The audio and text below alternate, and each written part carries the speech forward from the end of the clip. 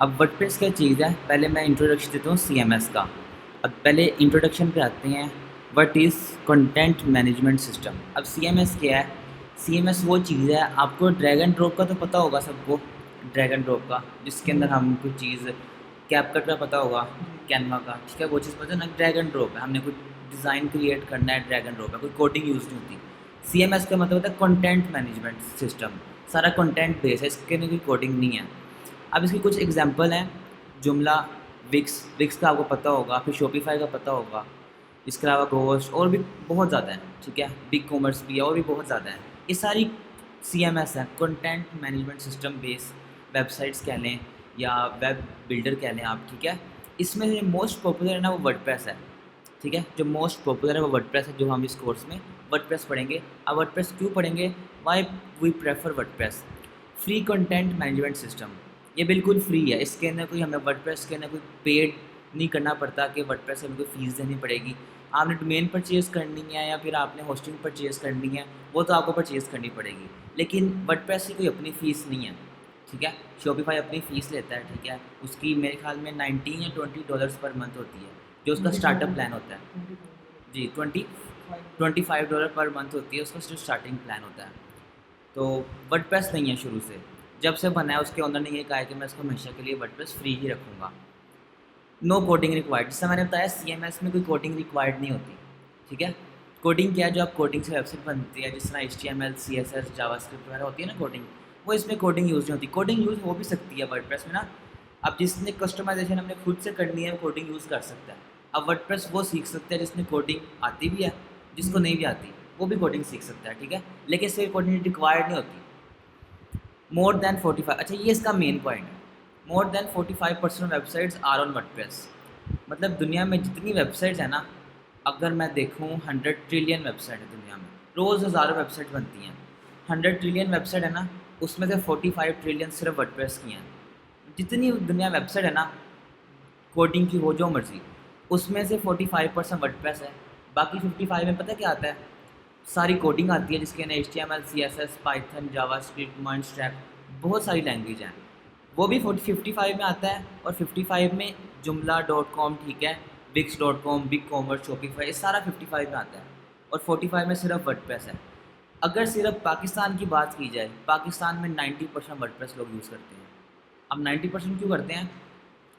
आपको पता है वर्डप्रेस, मैंने बताया कि बहुत ईजी है, कोई कोडिंग रिक्वायर्ड नहीं होती। आप वर्डप्रेस 1 वीक में भी सीख सकते हैं, ठीक है। जैसे मेरा कोई पाकिस्तानी क्लाइंट होगा, उसकी कोई शॉप होगी, जैसे क्री मार्केट में उसकी कोई शॉप है, ठीक है, कपड़ों की है, उसने अपना, जी अनुषा,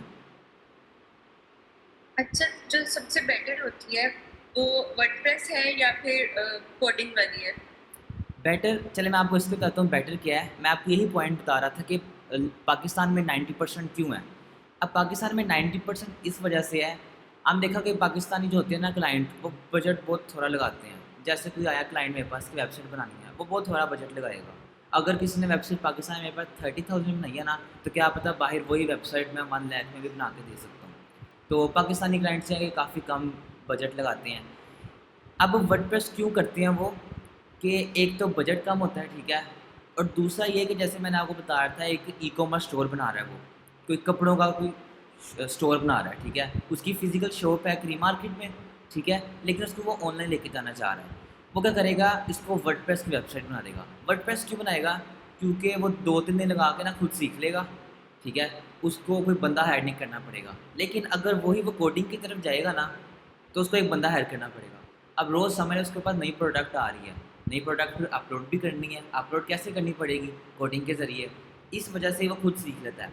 जिस तरह प्रोडक्ट लगाते हैं ना हम ओएलएक्स पे, ओएलएक्स पता होगा सबको, जिस तरह लगाते हैं, जी सेम इसी तरह जी, हम, पता है। जी इसी तरह हम वर्डप्रेस से भी प्रोडक्ट्स लगा सकते हैं। ये मैंने ई कॉमर्स की बात की है। इस तरह ब्लॉगिंग वेबसाइट आपने देखी होगी, जिस तरह विकिपीडिया, उस पे सारा कंटेंट बेस है, ठीक है। तो वर्डप्रेस में भी बहुत ईज़ी होता है आपका सारा, और कोडिंग की तरफ जाएँ तो उनको कोडिंग के लिखना पड़ता है, इसीलिए वर्डप्रेस प्रेफ़र करते हैं वो। ईज़ी कस्टमाइज़ेशन, जैसा मैंने आपको बताया, हर कोई सीख सकता है। जिसको कंप्यूटर नहीं भी चलाना आता ना, वो भी वर्डप्रेस का कोर्स करके सीख सकता है, पूरा 2 मंथ्स के अंदर-अंदर वो पूरा बन सकता है वर्डप्रेस डेवलपर। एसईओ फ्रेंडली, अब एसईओ क्या चीज़ है? एसईओ किसको पता है? जी, सर्च इंजन ऑप्टिमाइज़ेशन, जैसे आपने एसईओ पढ़ी थी, ठीक है? एसईओ ये है कि मैंने अपनी वेबसाइट को रैंक करना है। एसईओ फ्रेंडली है, मतलब वर्डप्रेस की वेबसाइट बहुत इजी एसईओ हो जाती है इसके ऊपर। ऑन साइट एसईओ होती है ना इसके ऊपर, ऑफ साइट के अंदर बैकलिंक्स लगाने पड़ते हैं, ठीक है। ऑन साइट होती है जो वेबसाइट के ऊपर रैंक ही होती है। तो जो वर्डप्रेस की एसईओ होती है वो बहुत ईजी होती है। Low cost as number of theme are available to build your website. आपने देखे होंगे शॉपिफाई में भी थीम्स लगते हैं, कुछ वेबसाइट के होते हैं ना थीम्स। तो इसके जो थीम है ना बहुत लो कॉस्ट पर हमें मिल जाते हैं, ठीक है। ज़्यादा के भी हैं, कम के भी हैं, आपको बहुत सस्ते मिल जाएंगे। फिर वो क्लाइंट पे डिपेंड करता है वो कौन सा, वो आपने उसको ऑप्शन रख दिए, आपने उसको $10 से लेके आपने उसको $200 तक रख दिए। जो उसको पसंद आएगा वो कहेगा ये लगा दो, ठीक है, वो उसको पे कर देगा। आपने वो थीम परचेज़ करना है और वेबसाइट पे लगा देना है, ठीक है। सिक्योरिटी फ़ीचर, आपने सिक्योरिटी फ़ीचर दिखाता हूँ। आपने कोई वेबसाइट पर जाएँ, जैसे मैं जाता हूँ जीमेल के ऊपर, इसके ऊपर आपने देखा हुआ लोग का साइन आ रहा होता है, ये एसएसएल सिक्योरिटी होती है, ये डोमेन को सिक्योर करती है। जो वर्डप्रेस की सिक्योरिटी होती है वो ज़्यादा अच्छी होती है, ठीक है। Easy to migrate WordPress website from one domain hosting to other domain hosting. इसका क्या मतलब हुआ कि मेरी एक वर्डप्रेस की वेबसाइट है, जैसे मैं एक वर्डप्रेस की वेबसाइट ओपन कर लेता हूँ।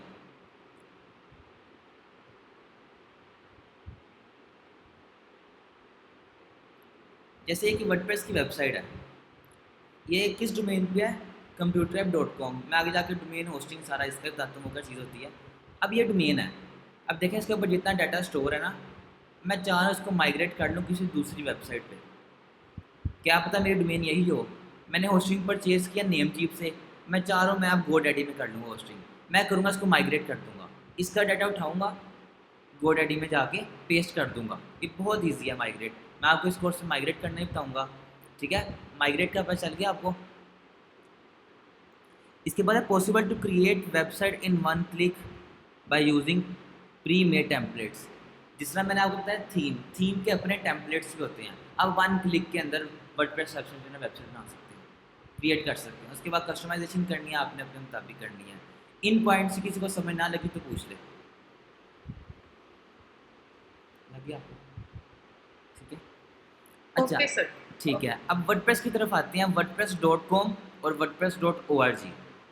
अब इन दोनों में क्या फ़र्क है, पहले मैं wordpress.org देख लेता हूँ। Free platform, all you need to have domain and hosting, also referred as self hosting hosted website WordPress.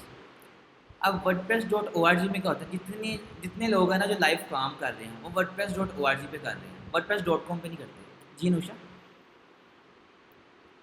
Sir ये आप हमें आउटलाइन शेयर करेंगे? जी जी, मैं आपको ग्रुप में शेयर कर दूंगा मैं, ओके। ठीक है। अच्छा, जो WordPress.org है ना, इसके लिए कि हमें डोमेन होस्टिंग परचेज़ करनी पड़ती है, ठीक है। आप शॉपिफाई की ले लें, उसके लिए भी आपको डोमेन परचेज़ करनी पड़ेगी। आप कोडिंग की ले लें, आपको उसके लिए परचेज़ करनी पड़ेगी। जिसके ऊपर रह के हम काम कर रहे हैं ना उसकी फ़ीस नहीं है। जैसे मैंने आपको बताया वर्डप्रेस कोई फ़ीस नहीं ले रहा, उस पर रह काम कर रहे हैं ना, उसकी कोई फ़ीस नहीं है। लेकिन WordPress.org और .com फ़र्क क्या है कि फ्री प्लेटफॉर्म हमें दे रहे हैं, ठीक है। इस पॉइंट की आपको भी समझ लगेगी, जब मैं इस पे जाऊँगा ना फिर आपको समझ लगेगी। Full control on WordPress website के जितने वर्डप्रेस के फीचर होते हैं ना, इसके मैं बैकएंड ओपन करता हूँ। ये वर्डप्रेस का डैशबोर्ड है, ये वर्डप्रेस का डैशबोर्ड है, ठीक है। जितने फीचर हैं सबको मैं कंट्रोल कर सकता हूँ, जो कि wordpress.com में ऐसा नहीं होता। आगे पॉइंट्स में जाकर आपको बताता हूँ। You can add free, paid और any custom plugin on your website. अब प्लगइन्स का चीज़ होती है, मैं वर्डप्रेस के उसमें भी जाके आपको डैशबोर्ड में जाके प्लगइन बताऊँगा कि हम फ्री और पेड प्लगइन्स भी यूज़ कर सकते हैं। प्लगइन्स क्या होते हैं मैं आपको वर्डप्रेस के डैशबोर्ड में जाके बताता हूँ। ऐड एनी फ्री और पेड थीम, जिस तरह हम फ्री प्लगइन यूज़ कर सकते हैं उसी तरह हम पेड थीम भी यूज़ कर सकते हैं, फ्री भी यूज़ कर सकते हैं। फ्री भी बहुत ज़्यादा है, पेड भी बहुत ज़्यादा है। पेड में क्या होगा, फीचर ज़्यादा होंगे, फ्री में इतने फीचर्स नहीं होंगे। क्या पता फ्री में कुछ फीचर्स ऑफ हों, उसी थीम का हम पेड परचेज़ करें तो उसके फीचर ज़्यादा हो जाएंगे, ठीक है। You can use powerful inside tool. अब इनसाइड टूल्स क्या है, व्हाट आर प्लगइन्स। अच्छा प्लगइन्स क्या है, चलिए मैं प्लगइन्स पहले बता देता हूँ। प्लगइन्स होता है कि मैंने वेबसाइट के अंदर न्यू फंक्शनैलिटी ऐड करनी है ना, तो मैं प्लगइन ऐड करूँगा। अब प्लगइन की एग्जांपल मैं देखें तो आपको एक्सटेंशंस का पता होगा, क्रोम के एक्सटेंशंस का पता है ना आपको। अच्छा अब जी पता है। जी, एक्सटेंशन क्यों यूज़ करते हैं, जैसे मैं इधर एक्सटेंशन मैंने किया कलर ज़िला, ठीक है, ये एक्सटेंशन है, ये एक टूल है, क्यों ये क्रोम में हो, ये वर्डप्रेस से इसमें कोई लिंक नहीं है, ठीक है। अभी मैं क्रोम की बात कर रहा हूँ। इसे मैं कर सकता हूँ, कलर पिक कर सकता हूँ। जैसे मैंने ये रेड कलर पिक करना है ना, मेहरून, ये मैं कलर पिक कर लूँगा। कलर मेरा कोड पिक हो गया। अब इस कोड को मैं देखता हूँ, ये वही कलर है,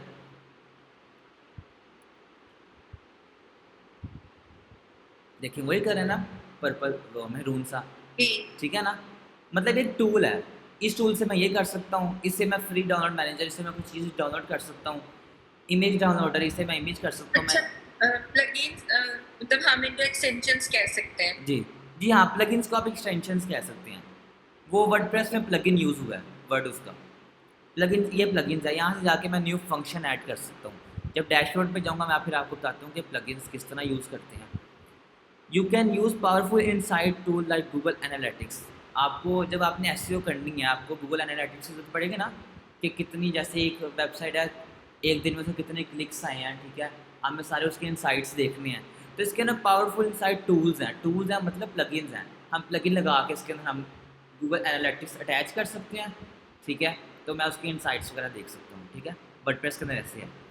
you can earn via Google ads by showing Google ads on a website. आपने कितनी वेबसाइट देखी होंगी, आपको गूगल एड्स शो हो रही होती हैं, देखिए ना। आपकी सामने वेबसाइट है, जैसे मैं वेबसाइट ओपन कर लेता हूँ, ये एक ब्लॉगिंग वेबसाइट है।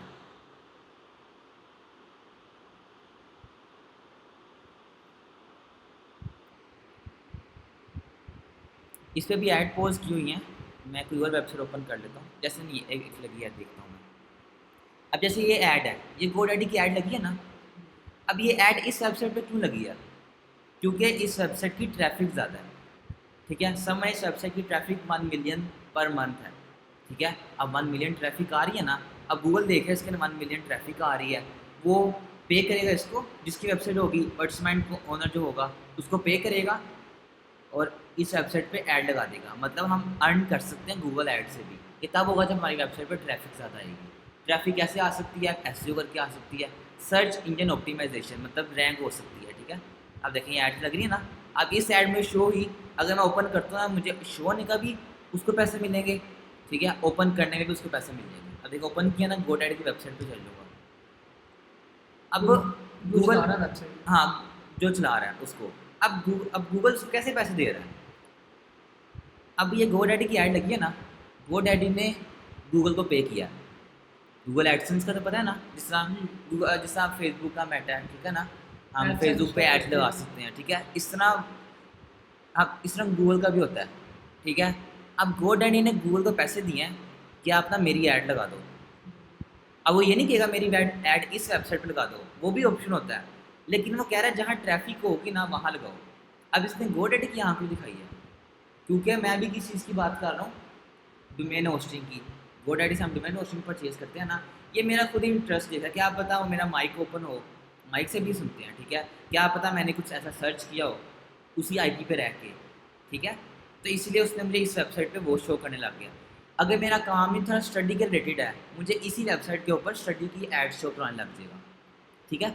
अब GoDaddy ने एड्स इधर शो करवा रहा है, GoDaddy गूगल को पे कर रहा है, गूगल अपना कमीशन रख के इस वेबसाइट वाले को पे कर रहा है, ठीक है। इस चीज़ की समझ लगी आप सबको कि हम वर्डप्रेस ORG में हम गूगल एड्स भी लगा सकते हैं, अप्रूव करवा सकते हैं। अब WordPress.com की तरफ आते हैं, प्योरली आ होस्टिंग प्लेटफॉर्म। इस पर हमें होस्टिंग परचेज नहीं करनी पड़ती, हमें वर्डप्रेस खुद ही होस्टिंग देता है। कितनी देता है? सिर्फ 3 GB देता है। वैसे 3 GB इनफ है। ये वेबसाइट है ना जो ये वाली, ये पूरी एक वेबसाइट बनी हुई है, फुल फ्लैश वेबसाइट बनी हुई है। मेरे ख्याल में इसके अंदर कोई 1 GB भी यूज़ नहीं हुआ। ये 3 GB हिसाब से इनफ है। इसकी होस्टिंग भी अपनी दे रहा है, देखें इसके हमें होस्टिंग परचेज नहीं करनी पड़ रही, डोमेन भी परचेज नहीं करनी पड़ रही। लेकिन क्या है, can not place ad on free plan. अब फ्री प्लान पे जैसे मैं बताया गूगल एड्स लगा सकते हैं, इस पर जितनी मर्जी ट्रैफिक आ जाए आप एड्स नहीं लगा सकते इसके ऊपर WordPress.com के अंदर। Can not monetise your blog, जैसे ब्लॉग मैंने बताया, अब ये ब्लॉगिंग वेबसाइट है, मैं मोनेटाइज नहीं कर सकता, एड्स नहीं लगा सकता, एड अपनी नहीं चला सकता, एड किसी की नहीं लगा सकता, ठीक है। Can not upload plugin. अब प्लगइन मैं अपलोड भी कर सकता हूँ और मैं इंस्टॉल भी कर सकता हूँ, ठीक है। अब वर्डप्रेस की वेबसाइट है, इसके अंदर रहते रहते मैं वर्डप्रेस से ही थीम डाउनलोड कर सकता हूँ। एग्जाम्पल देख लेते हैं कि आपने जैसे फिर फ़ोन देख लें, आपके फ़ोन में स्टोर होगा ना, थीम का स्टोर होगा, आप वहाँ से आकर थीम डाउनलोड कर लेते हैं। मतलब फ़ोन का अपना स्टोर है। जैसे सैमसंग का Galaxy store, Galaxy theme, Galaxy theme में रहते-रहते मैं थीम इंस्टॉल कर रहा हूँ। लेकिन मैंने अगर कोई दूसरा कोई वॉलपेपर या थीम लगाना है, मैं करूँगा। गूगल में क्या कोई सर्च करूँगा वॉलपेपर, उसको डाउनलोड करूँगा, लगा दूँगा। अब इसमें 2 चीज़ें यूज़ हुई हैं, इंटरनल और एक्सटर्नल। इंटरनल थीम कौन सा, जो मुझे फ़ोन के अंदर ही प्रोवाइड कर रहे हैं। एक्सटर्नल मैंने खुद से लगाया है। इसके अंदर ना वर्डप्रेस.com के अंदर मैं इंटरनल यूज़ कर सकता हूँ, एक्सटर्नल नहीं यूज़ कर सकता, प्लगइन और थीम। समझ लगी? जब मैं थीम परचेज़ करना है ना, मैं किसी दूसरी वेबसाइट पे जाकर परचेज़ करूँगा। फ्री थीम इसके अंदर ही आपको मिलेंगे सारे। पेड मुझे किसी दूसरी वेबसाइट पे जाके परचेज़ करना पड़ेगा। जैसे एक वेबसाइट है theme forest,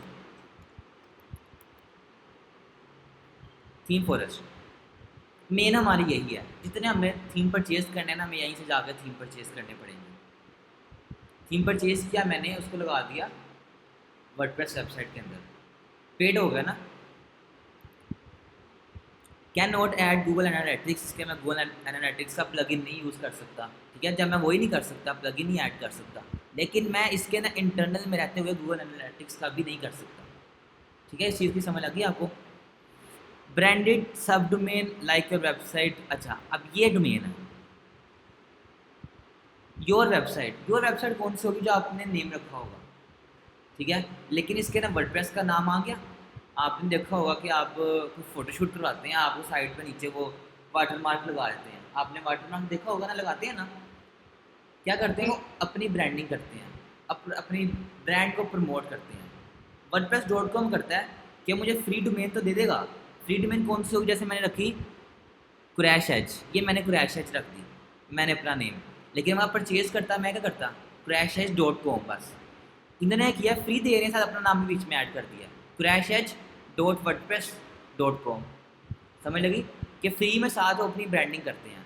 wordpress.com does not offer e commerce website plan. अब वो ई कॉमर्स वेबसाइट मुझे बनाने नहीं देगा wordpress.com के अंदर, ठीक है। Can not build membership website, आपने कोई जिम्स की वेबसाइट देखी होंगी जिस पे फॉर्म्स लगे होते हैं, वो मेंबरशिप वेबसाइट, हम इससे वो भी नहीं बिल्ड कर सकते।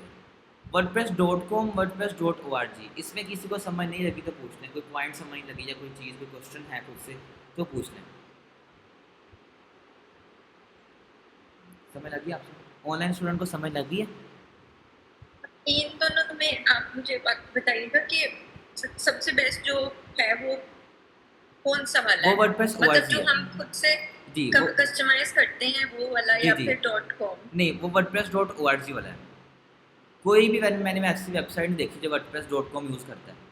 वो पता है कौन यूज़ करता है? जैसे आप देखो वेबसाइट, आपका पोर्टफोलियो बनता है ना, आपकी आपकी जैसे सीवी जी जी। बनती है, वो आपने समझ लिया, आप चाह रहे हैं कि मैं, अब ई कॉमर्स वेबसाइट नहीं बनती, आप चाह रहे हैं लेकिन मैं इसके अंदर ना अपना पोर्टफोलियो बना लूँ, लेकिन उसका फिर भी वर्डप्रेस का नाम आ रहा होगा। जिसने फ्री का करना है ना, जिसने चाह रहा है मैं इतने पैसे ना लगाऊँ अपने पोर्टफोलियो के लिए, तो वो इस तरह करता है।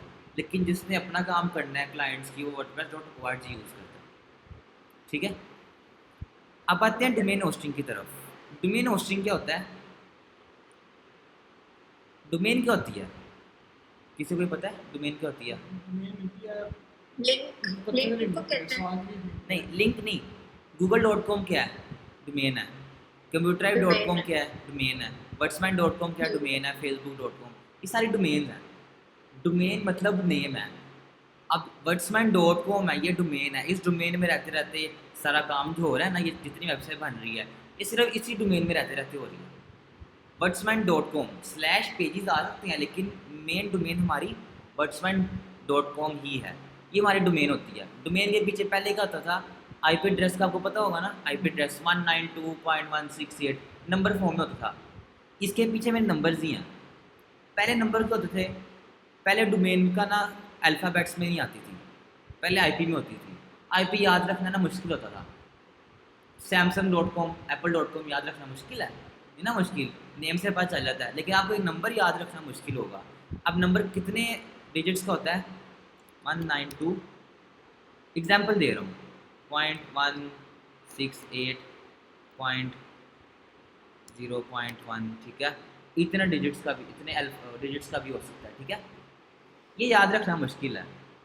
आईपी एड्रेस जो है ना, इससे बड़ा भी होता है, ये याद रखना मुश्किल होता है। इसीलिए उन्होंने किस में कन्वर्ट कर दिया है, अल्फ़ाबेट्स में। हम इसके अंदर डोमेन मैंने परचेज़ करनी है ना, वर्ड्स माइंड 20 भी रख सकता हूँ, डिजिट उसके अंदर भी आ सकते हैं, लेकिन इसके बैकएंड पे आईपी ही काम कर रहा है। वो तो मेरा है ना कि मैंने किस नाम से परचेज़ करनी है, बीच में मैथमेटिकल अल्फ़ा कैरेक्टर्स आएँ कि ना आएँ, कि सिर्फ अल्फ़ाबेट्स आएँ, ठीक है, वो मेरे पे डिपेंड करता है। डोमेन इसको कहते हैं। लगी समझ आप सबको डोमेन्स की? अब डोमेन जो जी है ना, डोमेन डिवाइड किया है, देखिए ज़रा मैं इसको जूम कर लेता हूँ। HTTPS का वो पता होगा, किसी वेबसाइट के शुरू में देखें ज़रा, ये HTTPS है, इसके ना एस क्यों नहीं है। हाँ, एस का मतलब है सिक्योर है, जिस पे ऐसे साथ सिक्योरिटी लगी होगी ना, जिस पे ये लॉक का साइन होगा, मतलब वो सिक्योर है, उस पर HTTPS आएगा। जिस पे नहीं आएगा उसके मतलब सिक्योर नहीं है वेबसाइट, वो सिक्योर है, SSL सिक्योरिटी उसके ऊपर लगी उसके हुई है। HTTP अगर आगे एस आए इट मींस इट्स सिक्योर, अगर जी नहीं आ रहा तो सिक्योर नहीं है। जी, सिक्योर एस नहीं का है आप वो। कह रहे हैं? जी जी, वो मैं एस का कह एस रहा का हूँ। कह रहे हैं, ओके। जी जी, एस का मैं, जो बटन जो WhatsApp है, नहीं नहीं, ये भी सिक्योर हो सकती है, अनसिक्योर हो सकती है, ये भी सिक्योर हो सकती है, अनसिक्योर हो सकती है। जो हम कितने प्लेटफॉर्म है जो हमें डोमेन होस्टिंग के साथ फ्री एसएसएल देते हैं, कितने हैं जो हमें परचेज़ करने पड़ते हैं, ठीक है। कोई होता है जो फ्री भी देता है, कोई परचेज़ करना पड़ता है, वो इतना महंगा नहीं आता, वो हम साथ परचेज़ कर लेते हैं।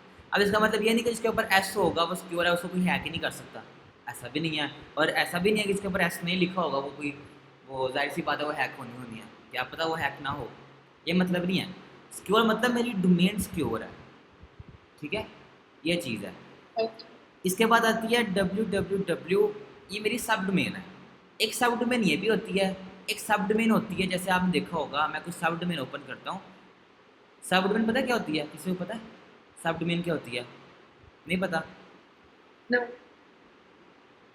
मैं ना गूगल की कुछ प्रोडक्ट्स ओपन कर लेता हूँ। मेल, मैप, ड्राइव, ठीक है, ये मैंने कुछ 3 ओपन कर लिए हैं, ठीक है। इसमें बताएं सब डोमेन कौन सी है?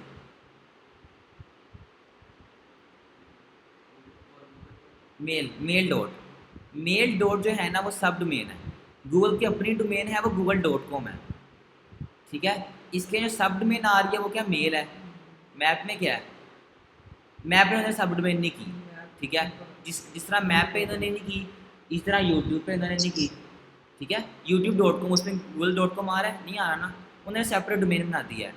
इसी तरह ड्राइव.google.com, फ़ोटोज़ पे जाएंगे photos.google.com, कॉन्टैक्ट्स पे जाएंगे contacts.google.com। इसके ना हमें डोमेन एक ही परचेज़ करनी पड़ती है, सिर्फ google.com, इन्होंने सिर्फ google.com परचेज़ किया, ठीक है। इससे डॉट से पहले जो रखेंगे क्या होंगी, इस चीज़ की समझ नहीं आई। सब डोमेन होती है कि जो मेरी मेन डोमेन होती है ना, जैसे google.com है, इससे पहले आती है, डॉट से पहले आ रही होती है, ये मेरी सब डोमेन होती है। जैसे drive.google.com है ना, जैसे मैं एग्जांपल देता हूँ अपनी वेबसाइट, मैंने जो परचेज़ किया है ना वो computerdrive.com है, ठीक है। मैं चाह रहा हूँ इसकी सब डोमेन बना लूँ अपने नेम से, shahab.computerdrive.com, लेकिन मुझे shahab.computerdrive.com डोमेन मुझे परचेज़ नहीं करनी पड़ेगी। हाँ, जहाँ से मैं डोमेन परचेज़ किया ना और होस्टिंग परचेज़ किया है, उन्होंने मुझे ना 30 सब डोमेन्स बनाने की मतलब ऑफर दी है, ठीक है। कि मैं जो मैंने प्लान परचेज़ किया, क्या पता मैंने प्लान कम वाला परचेज़ किया होगा, उसमें उन्होंने सिर्फ 30 सब डोमेन बनाने की उन्होंने मुझे कहा है। ये डॉट से पहले आएगी, लेकिन डॉट, ये भी डॉट आ रहा है, लेकिन आपकी डॉट कौन सा डॉट, आपकी मेन डोमेन का डॉट, ठीक है। सब डोमेन में क्या बेनिफिट्स है आपको बताता हूँ। एक तो हमें डोमेन न्यू नहीं परचेज़ करनी पड़ती, ठीक है। ऊपर से एक और चीज़ समझ लें कि एक computerapp.com है और shahab.computerapp.com है। अब जो shahab.computerapp.com है ना, उसकी समझ ट्रैफिक ज़्यादा है, ठीक है, उसकी ट्रैफिक ज़्यादा है, लेकिन उसकी वजह से ना मेरी उस, अब जो shahab.computerapp.com पे गया है, उसको पता है इसकी मेन डोमेन कौन सी है। ज़्यादा बंदे जो हैं ना मेन डोमेन पे भी जाके विज़िट करते हैं, मतलब क्या हुआ, मेरी उस सब डोमेन की वजह से इस डोमेन पे भी ट्रैफिक आ गया, ठीक है, एक तो ये चीज़ है, ऊपर से मुझे परचेज़ नहीं करनी पड़ती सब डोमेन पूरी पूरी अलहदा मैं वेबसाइट बना सकता हूँ। इसके लिए मेरा ये वर्डप्रेस है, उसके लिए मेरा एक न्यू वर्डप्रेस वो दे देंगे, मैं पूरी न्यू वेबसाइट बना सकता हूँ। ये नहीं कि इसका कुछ लिंक उसके साथ होगा, ठीक है, मैं बिल्कुल सेपरेट एक वेबसाइट बना सकता हूँ। अब जो मैंने इसके साथ जो होस्टिंग परचेज़ किया है, उस प्लान के अंदर मुझे सिर्फ 30 दिए हैं कि आप सिर्फ 30 बना सकते हैं बस सब डोमेन। ज़्यादा करनी है तो मैं और परचेज़ कर लूँगा। परचेज़ डोमेन परचेज़ नहीं करूँगा, सब डोमेन परचेज़ नहीं करूँगा, मैं अपना होस्टिंग प्लान इंक्रीज़ कर दूँगा। उसके उन्होंने मुझे अनलिमिटेड सब डोमेन दे देंगे, ठीक है। इस चीज़ की समझ लगी है डोमेन की, सब डोमेन की। इसके बाद आती है मेरी डोमेन, मेन डोमेन। सब डोमेन है क्या? सब डोमेन यही है कि जो मैंने मेन डोमेन अपनी परचेज़ किया ना, ठीक है, जैसे मैंने अपनी परचेज़ किया computerhive.com के साथ किया। अब कंप्यूटर के साथ वो करेंगे, इसके साथ मुझे उन्होंने 30 सब डोमेन की मुझे ऑफ़र दे दिया कि आप, जैसे मैं पे कर रहा हूँ 20,000 1 ईयर का, ठीक है। अब 20,000 मुझे ना 30 सब डोमेन बनाने की इजाज़त है, ठीक है, कि मैं जी जी जैसे मैं एक लॉगिन है मेरा और जी मैं एडमिन हूँ उसकी, ठीक है, जी और मैंने किसी को आगे से होस्ट बनाया है कि तुम एडमिन बनाया है कि तुम भी इसे हैंडल करो, मतलब उसको मैंने कोई और दे दिया डोमेन, और मेरे पास जो है वो मेन है, ये जी। मतलब है इसका क्या? नहीं, ये मतलब नहीं है, आप अपनी मेन डोमेन में भी किसी और को एक्सेस दे सकते हैं। इसका अच्छा। मतलब आप इजी वर्ड्स में इसका मतलब ये समझ लें कि मेरे पास एक डोमेन परचेज़ की, दूसरी डोमेन मेरे पास फ्री में आ गई, तीसरी फ्री में आ गई। जो मैंने ओके। परचेज़ की उसके ना 30 मुझे फ्री में मिलेंगी, ठीक है। जब मैं अपना प्लान इंक्रीज़ करूँ, क्या पता मुझे अनलिमिटेड फ्री में मिल जाए, क्या पता कुछ और तरफ 2-3 फ्री में दें। वो मेरे पे डिपेंड करता है मैंने कहाँ से होस्टिंग परचेज़ की है। सब डोमेन का भी आपको इतनी क्या पता समझ नहीं लग रही, वाइस ऐसा कोर्स करें, उसके मैं आपको सब डोमेन बनाना भी बताऊँगा, ठीक है। फिर आता ओके। है डॉट कॉम। अब डॉट कॉम क्या है? इंटरनेशनल क्या यूज़ होता है? Dot com. डॉट कॉम क्या मतलब है कि ये वेबसाइट इंटरनेशनल है। अब ये नहीं कि मैं डॉट पी के रखूँगा मेरी इंटरनेशनल नहीं होगी, किसी को शो नहीं होगी। शो मेरी पूरी दुनिया में होगी। जैसे मैंने डोमेन परचेज़ कर ली, होस्टिंग परचेज़ कर ली, लाइव होगी, दुनिया के किसी भी कोने में होगा ना, डॉट कॉम हो, डॉट यूके हो, डॉट पीके हो, जो मर्ज़ी हो, वो कहीं भी जाके एक्सेस कर सकता है।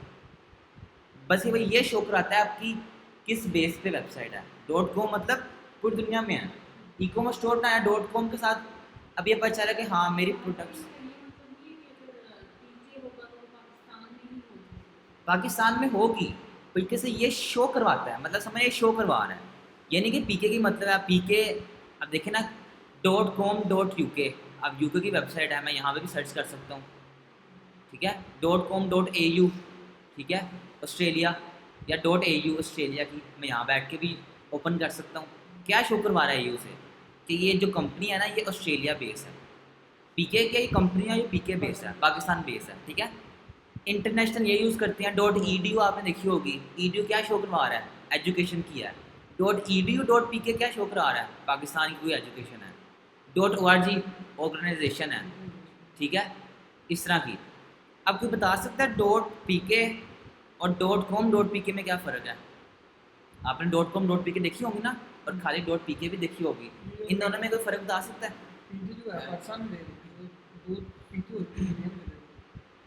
हाँ, कह सकते हैं।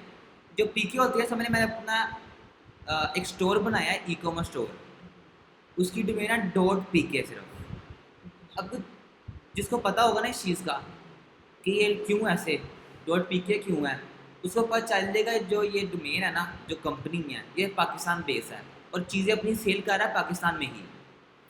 .com.pk क्या होता है? .pk आ गया, .com भी आ गया। मेरी कंपनी, मेरा जो ब्रांड है पाकिस्तान बेस है, बेस पाकिस्तान है, लेकिन मैं पूरी दुनिया में हाँ पूरी दुनिया में सर्विस दे रहा हूँ या प्रोडक्ट पर सेल कर रहा हूँ। समझ लगी ना? .com.pk में .pk शो कर रहा है, सिर्फ पाकिस्तान बेस ही है और पाकिस्तान में रहते हुए सिर्फ पाकिस्तान को प्रोडक्ट में परचेज सेल कर रहा हूँ।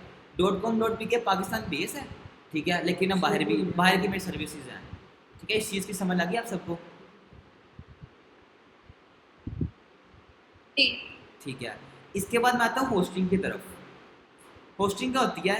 अब मेरी वेबसाइट है ना, इस पे जितना डाटा स्टोर है, अब देखें ना इस पे एक इमेज लगी हुई है पीछे, एक स्लाइडर देखें, ये पीछे इमेज लगी है ना, पीछे इमेज लगी है, फिर इसके नीचे देखें जरा, एक और इमेज दिखाता हूँ, ये एक इमेज लगी हुई है, ये कहीं ना कहीं तो स्टोर होगी। जहाँ स्टोर होती है उसको कहते हैं हम होस्टिंग। आपको गूगल ड्राइव को पता होगा, गूगल ड्राइव आपको कितनी जीबी स्टोरेज देता है फ्री में? 15 GB। और परचेज और आपने चाहिए तो आप परचेज कर लेते हैं। अब जो 15 GB है ना, अब यह है कि मैं कहीं भी अपना अकाउंट लॉगिन कर लूँ, मैं कहीं भी एक्सेस कर सकता हूँ, फ़ोन में, लैपटॉप में, कंप्यूटर में, कहीं भी, टैब में, कहीं मैं कर सकता हूँ। 15 GB कहाँ पे स्टोर हो रहा है? गूगल के सर्वर में। गूगल में। हाँ, गूगल के सर्वर में। सर्वर इनके किधर है, मैं गूगल का सर्वर दिखाता हूँ। गूगल सर्वर, अब ये गूगल का सर्वर है, ये क्या है इसके अंदर, ये क्या चीज़ है? ये ड्राइव्स लगी हुई हैं, हार्ड डिस्क लगी हुई हैं, एसएसडी ड्राइव लगी हुई हैं, इसके में डाटा स्टोर हो रहा है। इसी तरह मैं होस्टिंग परचेज करता हूँ, जैसे मैंने GoDaddy से परचेज किया है या नेमचीप से किया है, उन्होंने मुझे 20 GB स्टोरेज दे दिया। ठीक है, 20 GB क्या होगा कि वो मेरे, जैसे आपने सी पार्टीशन होती है माइक्रो कंप्यूटर में, डी पार्टीशन होती है ना, ये वही चीज़ है कि उन्होंने मुझे 20 GB पार्टीशन एक दे दिया है। उसके साथ मेरी डोमेन अटैच हो गई है, मैं अपना डाटा उस 20 GB में स्टोर कर सकता हूँ। मेरी ये कह सकते हैं क्लाउड बेस है। एप्पल की स्टोरेज होती है 5 GB देता है वो फ्री में। ठीक है, माइक्रोसॉफ्ट की 5 GB देते हैं वो क्लाउड बेस है।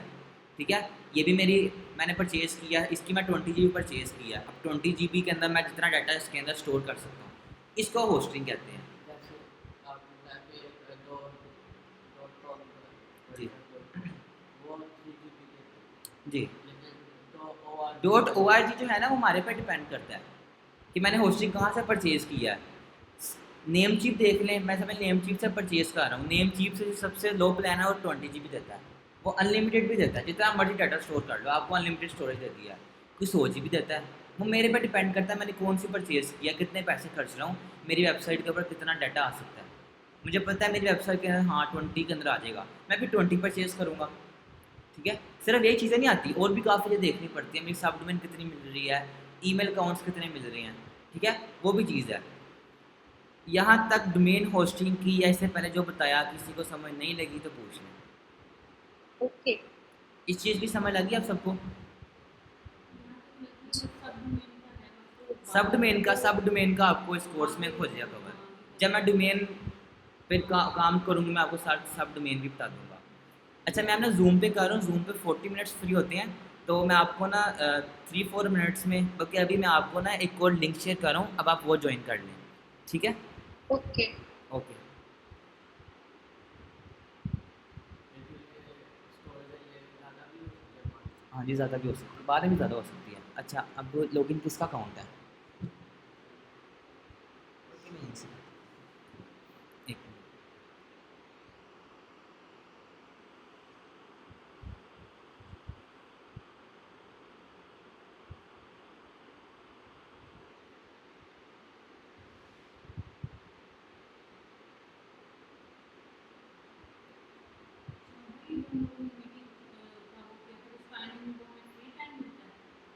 जी 40 मिनट फ्री के होते हैं।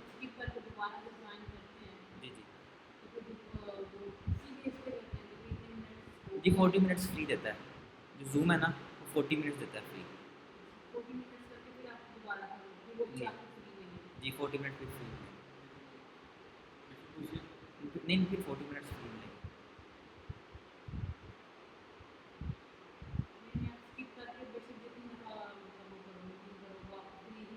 जी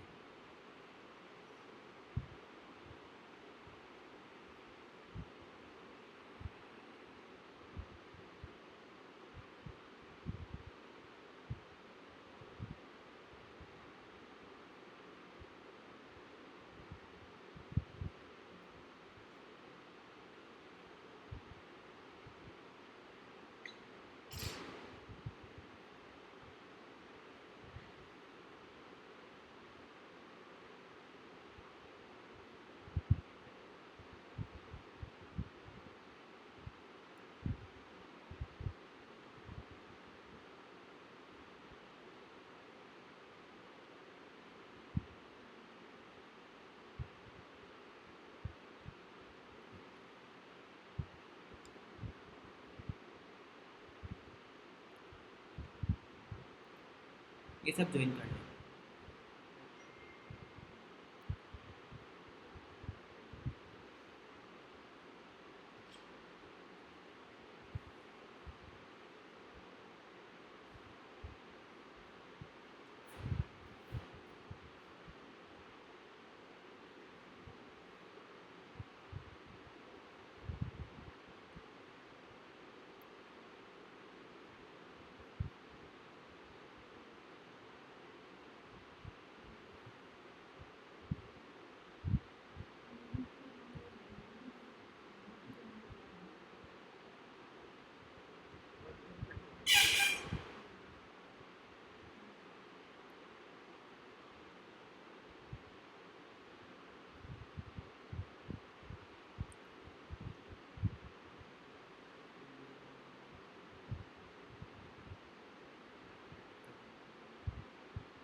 समझ आ गई आपको? ये हाँ जी, ठीक है।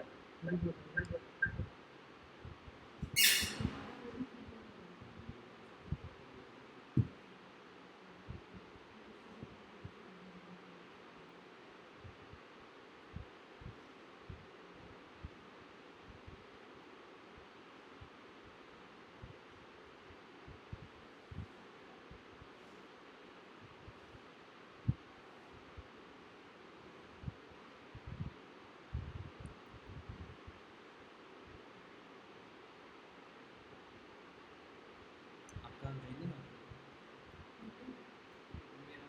वो मेरा अकाउंट ज्वाइन नहीं हुआ?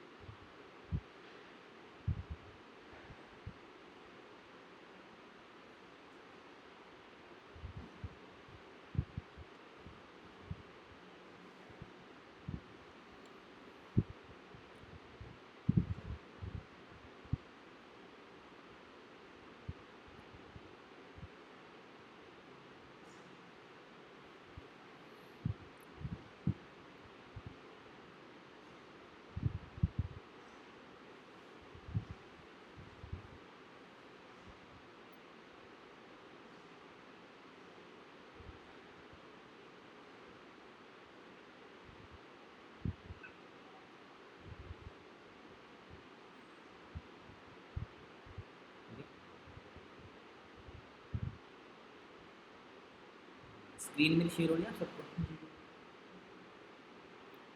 ठीक है। अच्छा, मैं डोमेन होस्टिंग तक था।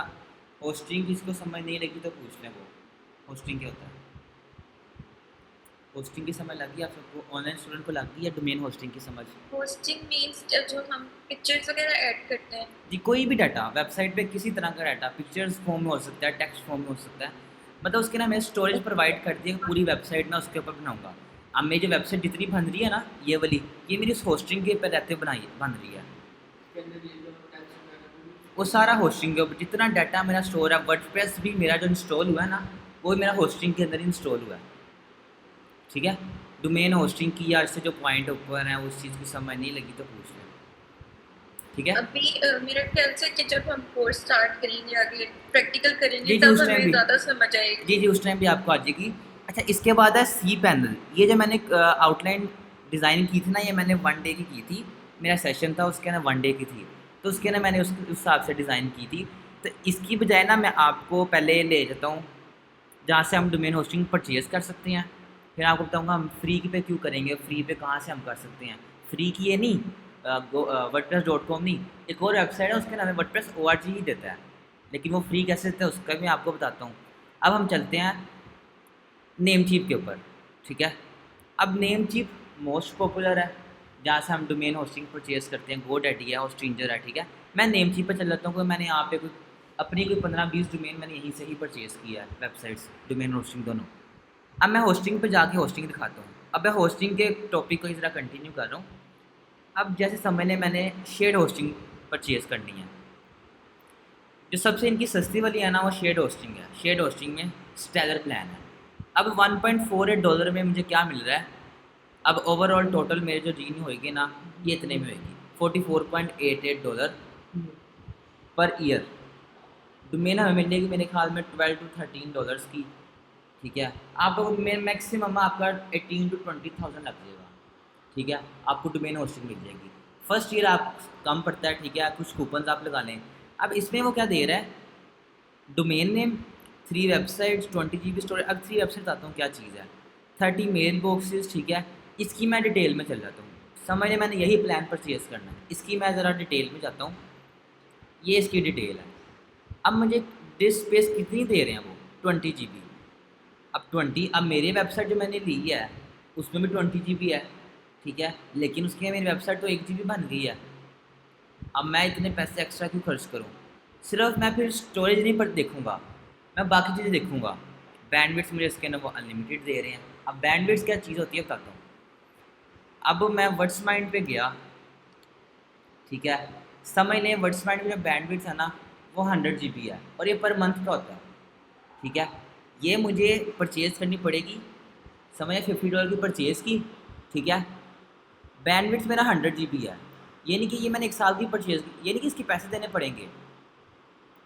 अब मैंने एक बार पूरी वेबसाइट विजिट किया, मेरा डाटा, अब समझ आप मोबाइल डाटा यूज़ कर रहे हैं, अब नोट करते होंगे मैंने एक वेबसाइट विजिट की, मेरा इतने टाइम में इतने MB डाटा लग गया। इस चीज़ का तो आपने नोट किया होगा, पता होगा ना। अब मेरी हिसाब से पूरी विजिट की मैंने, आर्टिकल ज़रा पढ़े, मेरा ना 500 MB डाटा लग गया इस वेबसाइट के ऊपर, 500 MB लगा। अब इसकी वेबसाइट जो थी ना पर मंथ वो थी 100 GB बैंडविड्थ, ठीक है। अब वो जो 500 MB है ना, मतलब हाफ GB है, वो उसकी बैंडविड्थ में जाकर स्टोर हो रहा है।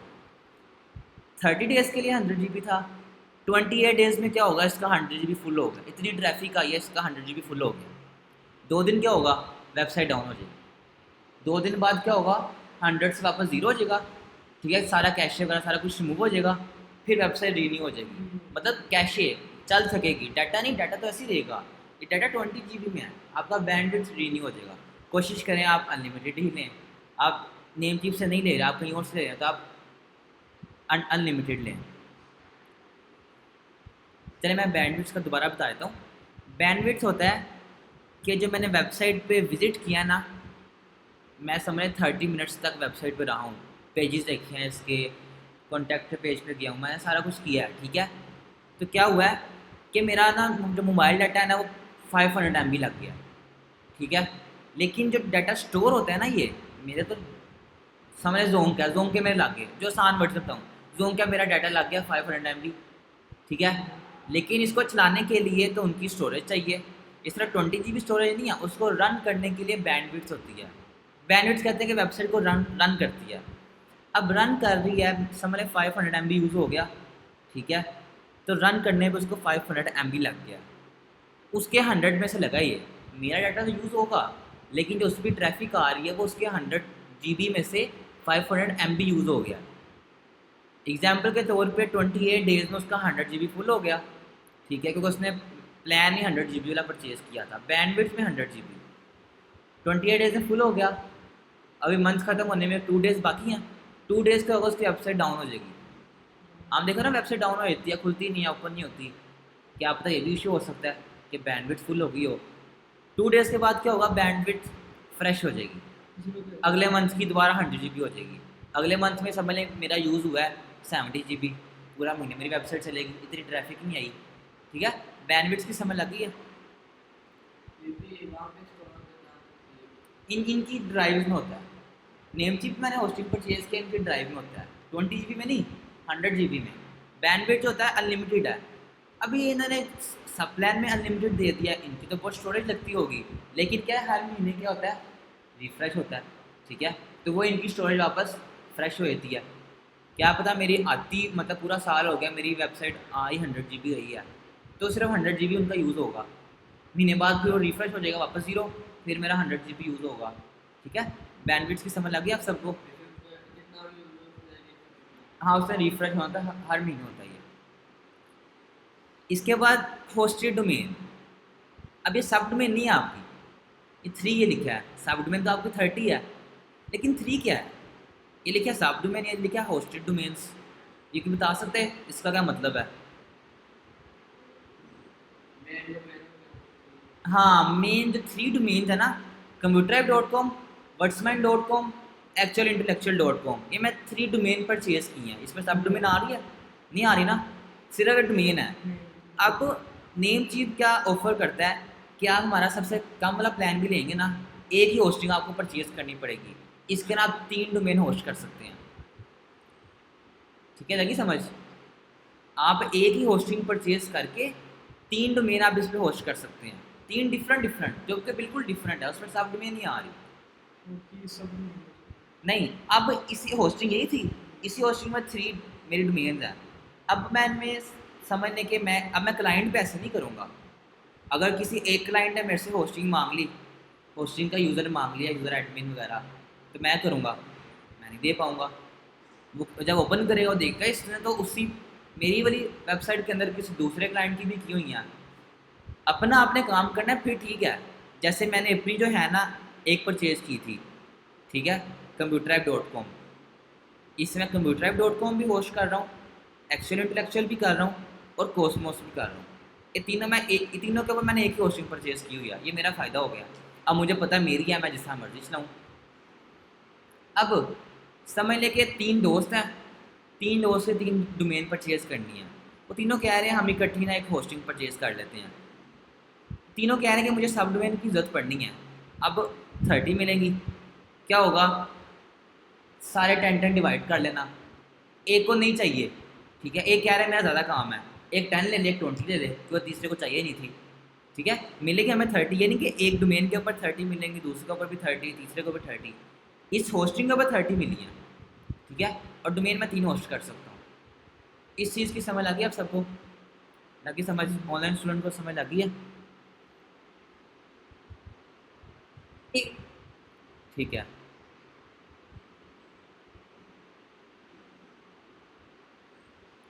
इसके बाद आते हैं जो मेन चीज़ें मैं आपको वो बताता हूँ, ईमेल फीचर्स। अब इसमें ईमेल अकाउंट भी 30 बना सकता हूँ। आप यूनिवर्सिटी गए होंगे, आपको मिली होगी, जैसे अनुषा खान @UMT.edu.pk, आपको मेल मिलती है ना? क्या पता आपको कुछ ऐसे कॉलेज में मिलती हो, स्कूल में बच्चे को मिलती है ना? वो यही आपकी ईमेल अकाउंट्स होते हैं। जैसे मेरा ये कंपनी की डोमेन है computertype.com, मैं चाह रहा हूँ कि जितने मेरे SEO के बंदे हैं ना, वो मुझे रिपोर्ट मेरी अपनी डोमेन से ही दें, अपनी मेल से दें जो मैंने उनको दी होगी। जैसे आप मेरे पास कोई काम कर रहा है, जैसे मुज़म्मिल इरफान मेरे पास कोई काम कर रहा है, मैं मुज़म्मिल इरफान की मेल बना दूँगा, मुज़म्मिल इरफान @computertype.com, जिस तरह @gmail.com होता है ना, इस तरह @computertype.com। अब मुज़म्मिल इरफान को मैंने कहा है कि जितना रिपोर्ट देनी है ना मुझे काम की, अपनी कंपनी की मेल से मुझे दो, ठीक है। अब मुज़म्मिल इरफान की अगर मैं उसको बना कर दिए ना, वो फिर मुज़म्मिल इरफान तक ही रह गया है। मैं चाह रहा हूँ, मैंने एक HR रखा है, ठीक है, HR कंपनी में। अब मैं HR को उसके नाम की नहीं बना कर दूँगा, मैं बना कर दूँगा HR@computertype.com। मतलब जितना डाटा होगा ना, जैसे कोई वो न्यू एम्प्लॉयर रख रहा है, इंटर्नी रख रहा है, कोई भी, वो मुझे वहाँ से मेल करेगा। अब HR@computertype.com से कर रहा है info@computertype.com पे, इन्फो मेरे पास लॉगिन है, HR के पास लॉगिन होगी। समझ लें HR 1 साल बाद छोड़ गया, कोई नया आ गया, मैं उसे मेल ले लूँगा, मेरे पास डाटा तो स्टोर रहेगा। लेकिन मुज़म्मिल इरफान जो है, ठीक है, मुज़म्मिल इरफान जब छोड़ के जाएगा, उसकी मुझे मेल डिलीट करनी पड़ेगी। अब कोई नया बंदा आएगा, उसका नाम कोई और होगा, मैं उसको मुज़म्मिल इरफान की थोड़ी ना दूंगा, ठीक है। तो इस तरह के बंदे होते हैं जो HR मैनेजर वगैरह, उनको मैं उसी नेम से, उनको अपने नेम से नहीं बना कर देता, क्योंकि मुझे पता है मेरा परमानेंट है, मेरे पास मेरे साथ परमानेंट है, ठीक है। एक बंदा फाउंडर है, एक बंदा CEO है, दोनों परमानेंट रहेंगे जब तक कंपनी है। मैं उसको उसके नेम की बना दूंगा, ठीक है। ये या तो कोई भी बना ले इस पे ये जैसे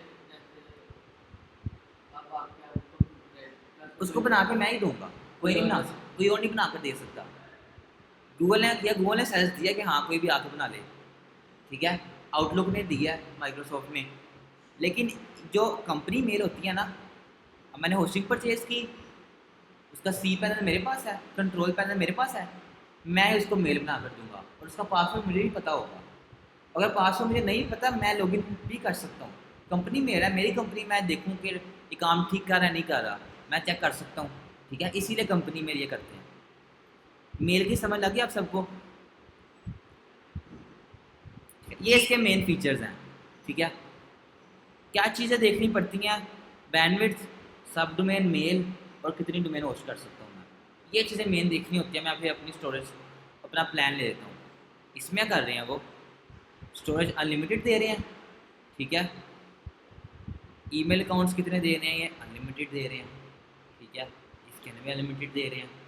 अब बाकी क्या पता मेरी रिक्वायरमेंट्स हो, ईमेल अकाउंट में बहुत ज़्यादा चाहिए, स्टोरेज में चाहिए ही नहीं। लेकिन मैं ये नहीं कि स्टोरेज पर से मैं रुक जाऊँगा, मैं नहीं लूँगा। जो मेरी रिक्वायरमेंट्स होंगी फिर कोई और प्लान परचेज़ कर लूँगा। ठीक है, इस चीज़ की समझ आ गई आप सबको? मैं होस्टिंग परचेज़ करता हूँ, जैसे मैंने परचेज़ कर ली है, गेट स्टार्टेड पे जाता हूँ। अभी मैं डोमेन परचेज़ कर रहा हूँ, डोमेन होस्टिंग। इसके बाद करूँगा, मेरे पास कंट्रोल पैनल आ जाएगा, वर्डप्रेस इंस्टॉल कर लूँगा, वर्डप्रेस फ्री है। ठीक है, इस डोमेन को मैंने परचेज़ करके शॉपिफाई पे लेके जाना है, शॉपिफाई अपनी फीस लेगा। ठीक है, लेकिन शॉपिफाई अपनी होस्टिंग भी देता है। अब शॉपिफाई पे क्यों लोग जाते हैं? वो शॉपिफाई पे बनती ई कॉमर्स वेबसाइट है। लोग आते हैं वर्डप्रेस पे, ई कॉमर्स वेबसाइट स्लो होती है, आप होस्टिंग अच्छी परचेज़ करो। शॉपिफाई से कोई लोकल होस्टिंग नहीं परचेज़ कर सकता है, शॉपिफाई की होस्टिंग परचेज़ करेगा। लेकिन आजकल तो कितने पाकिस्तान में आईटी लिंक्स लाहौर में है, उनका सर्वर भी लाहौर में है। आपको पता है फिर क्या होगा, सर्वर उनके बंद हो जाए, बार बार तंग करेंगे। आप अपनी होस्टिंग पर अच्छी परचेज़ करो, नेम चीप से करो, गोडैडी से करो, होस्टिंजर से करो, आपकी वर्डप्रेस भी स्लो नहीं होगा। शेड होस्टिंग आपने परचेज़ कर की है, आप वर्डप्रेस की होस्टिंग परचेज़ कर लो, आप डेडिकेटेड सर्वर परचेज़ कर लो। ठीक है, अब ये मैंने होस्टिंग मेरी होगी इतने डॉलर्स की। ठीक है, अब मैं चाह रहा हूँ मैं डोमेन परचेज़ करनी है, क्रैश है, देखो .com का अवेलेबल है कि नहीं है?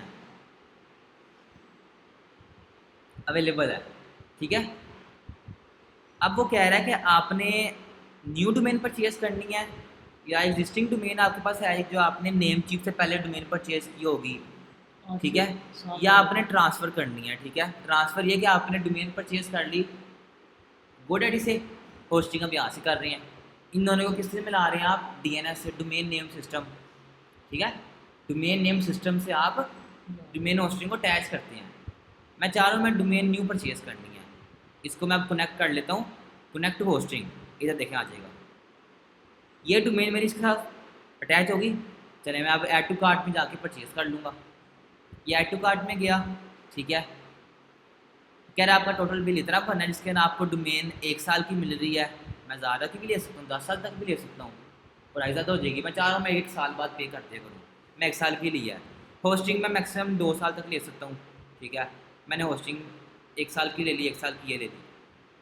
ठीक है, फर्स्ट ईयर हमें SSL फ्री मिलता है, सेकेंड ईयर करना पड़ेगा। ये मैंने साथ प्लस का आइकन, मतलब इसके साथ मैं SSL भी अटैच कर दिया। प्लस का आइकन दबाया, इसके साथ देखें SSL भी अटैच हो जाएगा। देखिए SSL अटैच हो गया। कितने आ रहे थे इसके ना $6 और इंक्रीज हो गए। 1 साल का मैं SSL भी ले लिया, परचेज कर लिया। ठीक है, SSL भी मैं 5 ईयर्स तक ले सकता। अब मैं तीनों चीज़ें ले ली हैं, मैं ये नहीं लूँगा क्योंकि मुझे फर्स्ट ईयर फ्री मिलता है ना। कन्फर्म ऑर्डर करूँगा मैं, यहाँ से जाके अपना कार्ड ऐड करूँगा या पेपाल से पेमेंट कर ली, मेरे पास डोमेन होस्टिंग आ गई। यहाँ तक सबको समझ लग गई है? एक्सपायर हो जाएगा, आपने रीन्यू करना है।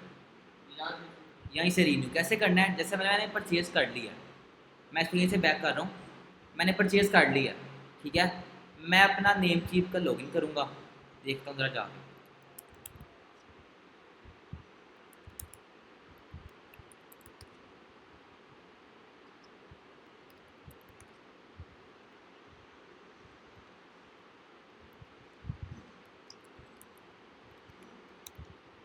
साइन इन करता हूँ, जो मैंने अपनी डोमेन होस्टिंग परचेज़ की हुई है वो मैं ज़रा साइन इन करता हूँ।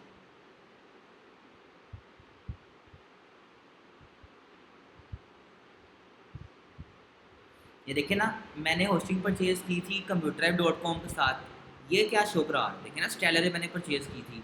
ठीक है, ये होस्टिंग के 3 डोमेन हैं, तीनों को मैंने उसके साथ अटैच किया हुआ है। अब ये मेरा इसका प्लान है, एक्सपायरी में आप एक्सपायरी के सेशन में जाएंगे।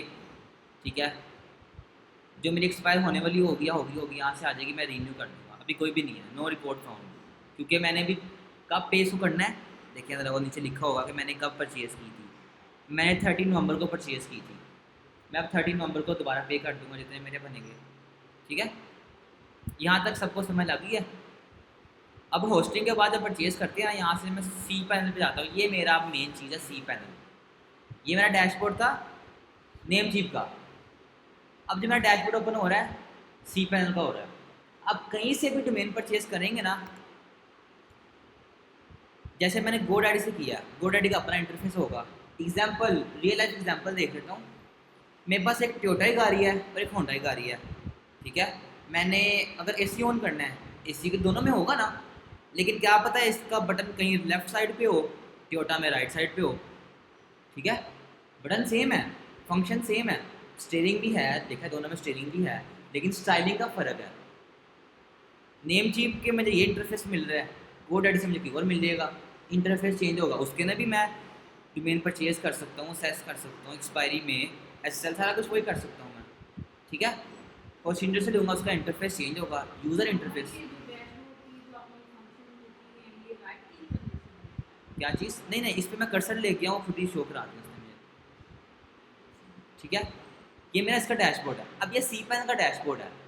मैं GoDaddy से करूँ, मैं IT लिंक से करूँ, मैं नेम चीप से करूँ, जहाँ मर्जी से करूँ, मुझे सी पैनल यही मिलेगा।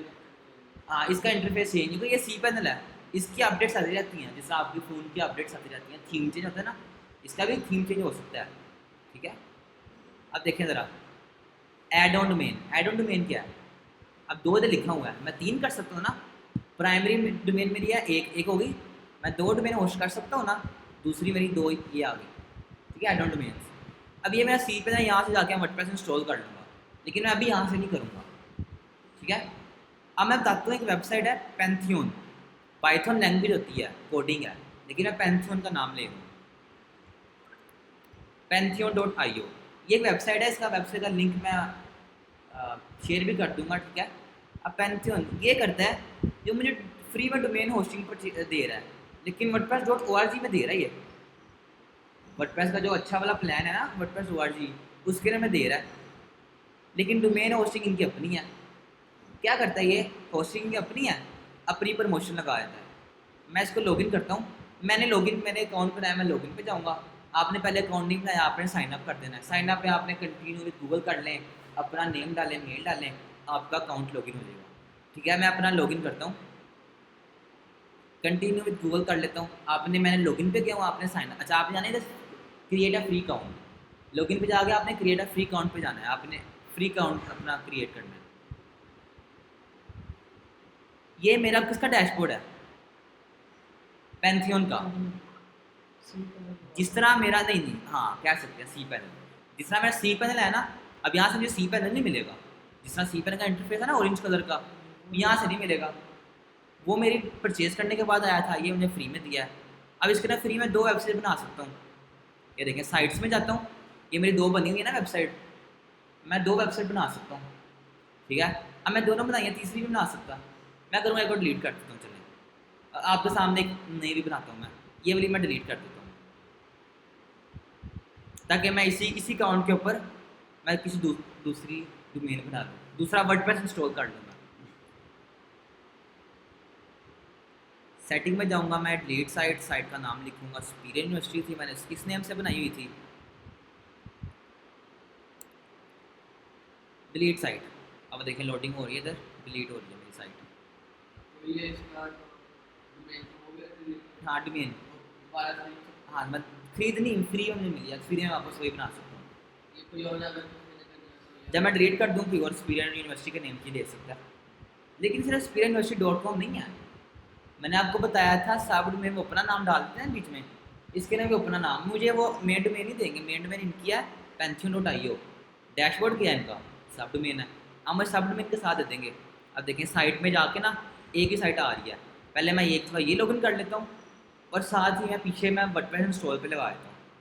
ठीक है, ये मैं लॉगिन पे दिखाता हूँ आपको, साथ में WordPress create a new site, उतने वर्डप्रेस इंस्टॉल पे लगा देता हूँ। कुछ चीज़ सॉफ्टवेयर इंस्टॉल होता है ना आपके लैपटॉप में, मैंने वर्डप्रेस इंस्टॉल पे लगा दिया। पहले मेरी बनी हुई थी। ठीक है, मैं नाम रखता हूँ जैसे स्पीरियन यूनिवर्सिटी से ही, और वापस बना सकता हूँ। अब देखिए ना उन्होंने क्या किया है, DEV Pantheon site dot I उन्होंने अपने प्रमोशन अपना नाम डाल दिया बीच में, हालांकि मैंने क्या रखा था, सिर्फ स्पीरियन यूनिवर्सिटी। या फिर वर्डप्रेस वाले को? हाँ, जिस तरह वर्डप्रेस हुआ था ना, साथ अपनी ब्रांडिंग कर रहे थे वो, इसी तरह ब्रांडिंग किया। अब मैं किसी को दिखाऊंगा, उसको पता चलेगा इसने पैंथियन में वेबसाइट बनाई है। ठीक है, कंटिन्यू करता हूँ मैं। वर्डप्रेस इंस्टॉल हो रहा है, साथ में पहली बार अपनी वेबसाइट दिखाता हूँ इतनी देर। ये मेरा वर्डप्रेस इंस्टॉल हो रहा है पीछे।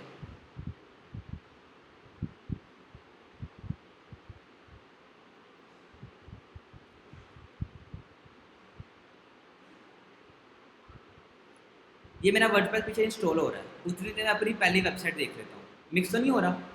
ठीक है, पहले मैं दिखा रहा हूँ आपको, मैं दूसरी इंस्टॉल कर रहा हूँ।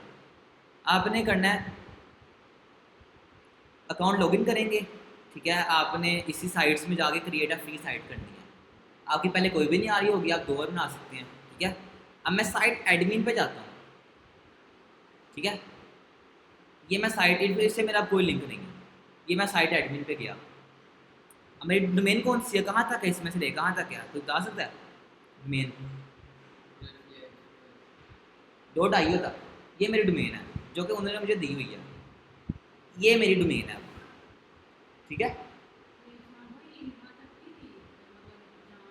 क्रैश एज 1 2 मेरी थी, लेकिन मैंने फ्री में दिया था, अपना नाम डाल दिया पैंथियन साइट डॉट आई ओ। हाँ जी, सब डोमेन जो मेरी है ना, वो डॉट से पहले वाली है, लेकिन डॉट आ गया, डॉट से पहले क्या है, ये मेरी सब डोमेन है। उनकी ये वेबसाइट है, उन्होंने मुझे फ्री में ये दे दिया। इसको मैं ज़रा लॉग आउट करता हूँ, आपको मैं दिखाता हूँ। पहले वेबसाइट पे जाता हूँ, ये मेरी डोमेन है। अब किसी को मैंने अपनी वेबसाइट दिखानी है ना, मैं ये दिखा सकता हूँ। ठीक है, मैं हर एक को ये वेबसाइट दिखा सकता हूँ। अब इसके मेरा डैशबोर्ड पे जाना है, इसको लॉगिन करना है वर्डप्रेस, कहाँ से करूँगा? या मैं साइट एडमिन पे जाऊँगा जिससे मैंने गया था, या मैं /.com/wp एडमिन, WP का शो करा रहा है, वर्डप्रेस डैश एडमिन, मतलब वर्डप्रेस के एडमिन पे जा रहा हूँ। ठीक है, अब मैं इधर लॉगिन करता हूँ। जो मैंने अपना पासवर्ड वगैरह रखा होगा ना,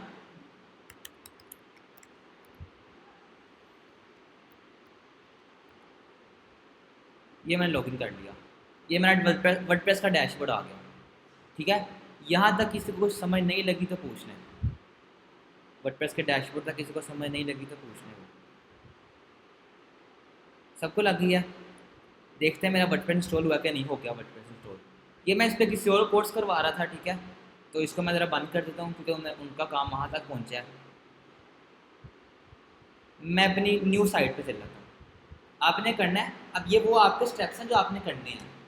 ठीक है, साइट एडमिन पे जाना है अब आपने। अब साइट एडमिन आपको डैशबोर्ड पे नहीं लेके जाएगा।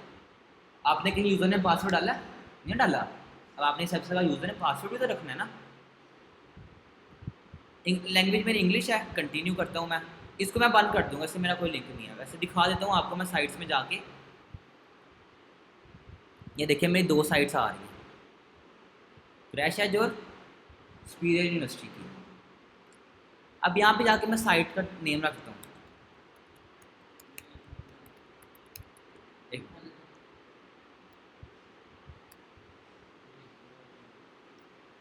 स्पीरियन यूनिवर्सिटी मेरा टाइटल है, वेबसाइट का नेम मैंने रख दिया। यूज़र नेम कौन सा था? एडमिन। मैं चाहूँ एडमिन रख दूँ, मैंने एडमिन रख दिया। पासवर्ड मैं एडमिन रख देता हूँ। ठीक है, क्या है कन्फर्म यूज़र वीक पासवर्ड, मैंने कहा हाँ मैं यही रखना है, स्ट्रॉन्ग नहीं मैंने करना। ईमेल, अपनी कोई ईमेल डाल दें।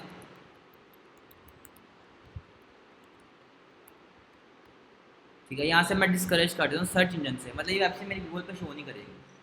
क्या आप मैं इस वेबसाइट पे काम करना हो प्रैक्टिस के लिए, यही काम मैंने लाइव पे करना हो, वो फिर मिक्सअप हो जाएगा। क्या आप तक गूगल पे यही रैंक हो जाए, मैं नहीं चाह रहा, तो मैं डिस्करेज कर देता हूँ। इंस्टॉल वर्डप्रेस, लॉगिन पे जाता हूँ। अब ये देखिए ये मेरी वेबसाइट आ गई।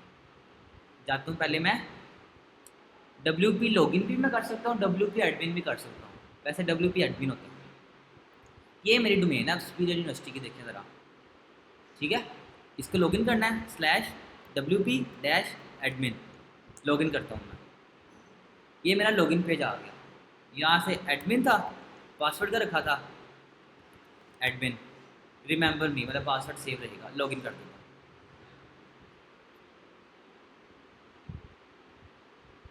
ये मेरे आ गया वर्डप्रेस का डैशबोर्ड। ये चेंज नहीं होगा, इससे भी आप वेबसाइट बनाएंगे जिस तरह सी पैनल सेम था ना, इस तरह वर्डप्रेस भी आपका सेम ही होगा। जितनी अब आपकी वेबसाइट बननी है ना, जितना हमने काम करना है वर्डप्रेस के ऊपर करना है, इसके ऊपर रहते हुए करना है। यहाँ तक किससे कुछ समझ नहीं लगी तो पूछ लें ऑनलाइन स्टूडेंट्स में से भी और आपसे भी। ट्रेनिंग के दौरान हमें कोई वो बाय करनी पड़ेगी वर्डप्रेस की? क्या चीज़? ट्रेनिंग के दौरान हमें कुछ बाय करना पड़ेगा वर्डप्रेस से? पैंथियन से? डोमेन लेनी अगर हमने पड़ेगी? पैंथियन पे करना है, पेंथियन पे करना है? नहीं अगर पैंथियन पे करना है फिर तो देखें मैं सारा कुछ मैंने कुछ पे किया, कुछ मैंने इधर कुछ नहीं, अब मैं वर्डप्रेस का पूछ रही हूँ। नहीं वर्डप्रेस तो मैंने आपको शुरू में बताया, वर्डप्रेस फ्री है। अच्छा। हाँ वर्डप्रेस फ्री है, वो शुरू से जिसका ओनर है ना उसने कहा है कि मैं हमेशा वर्डप्रेस फ्री ही रखूँगा, ठीक है। वर्डप्रेस फ्री है। जो अभी आप जी जी। बिटबिट का बता रहे थे और कुछ ईमेल्स का, वो एक प्लान है पूरा। वो तो है कि मैंने अपनी डोमेन होस्टिंग परचेज करनी है। मैं जब परचेज करूँगा क्या किसी का नेम चीफ का नाम आएगा? वो अपनी प्रमोशन करेंगे? नहीं करेंगे ना।